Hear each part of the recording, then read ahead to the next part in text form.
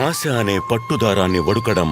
Doctor జోగేష్ దేవ్రీ సాధారణమైన పట్టు సాగును ఇంటి పెరటి యాక్టివిటీ స్థాయి నుండి ఒక గొప్ప ఇండస్ట్రీగా తీర్చిదిద్దిన ఒక పట్టు సాగు నిపుణుడు. తన జీవితపు ప్రారంభంలో పట్టువడికి కుటుంబాన్ని పోషించడానికి తన తల్లి పడిన కష్టాలను చూసిన ఆయన ప్రకృతిలోని అనిశ్చిత రైతులను పేదలుగాను నిస్సహాయులుగాను మారుస్తుందని గ్రహించాడు.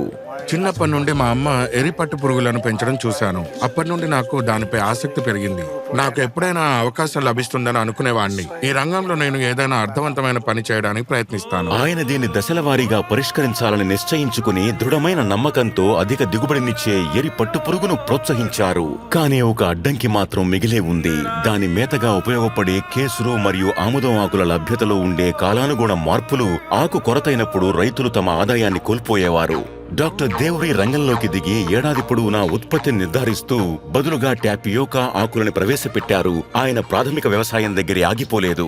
అతను శ్రమతో కూడిన చేతితో నడిచే రాట్నాలను యాంత్రిక రాట్నాలతో భర్తీ చేశారు. ఆధునిక యంత్రాలను ప్రోత్సహించడానికి, రైతులకు యువకులకు శిక్షణ ఇవ్వడానికి, అలాగే భారీ స్థాయి ఉత్పత్తిని ప్రేరేపించడానికి కోక్రాఝార్లో సమగ్ర బోడోల్యాండ్ పట్టు పార్కును స్థాపించారు. ఈ ఉత్పత్తులకు గిరాకీ పెరుగుతోంది. మేం వీటిని అస్సాం దాటి బయట కూడా అమ్మగలిగాము. ఇది మా లాభాలను పెంచుకోవటంలో మాకు సహాయపడింది.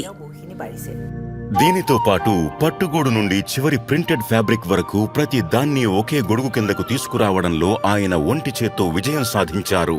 దోపిడీ చేసే మధ్యవర్తులను తొలగించటం, లాభాలు చేతివృత్తి కళాకారులకే దక్కేలా చూడడం. ఆయన కృషి 1600 గ్రామాల్లో ఒక నిశ్శబ్ద విప్లవాన్ని రగిల్చింది.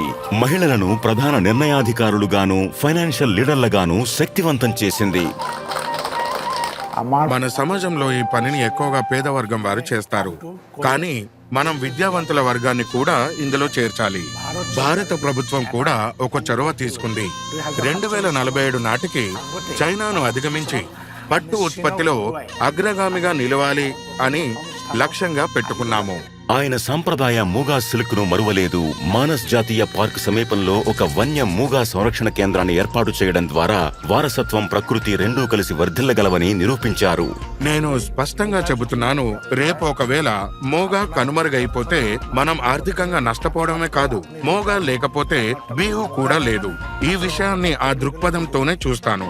డాక్టర్ జోగేష్ దేవ్రీ ఒక దృఢ సంకల్పం గల వ్యక్తి మరియు సంస్కర్త.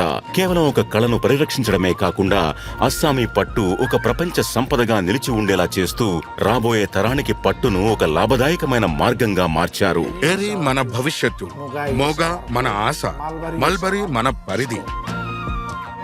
డాక్టర్ జోగేష్ దేవ్రీ, పద్మశ్రీ 2026. శతకోటి వందనాలు.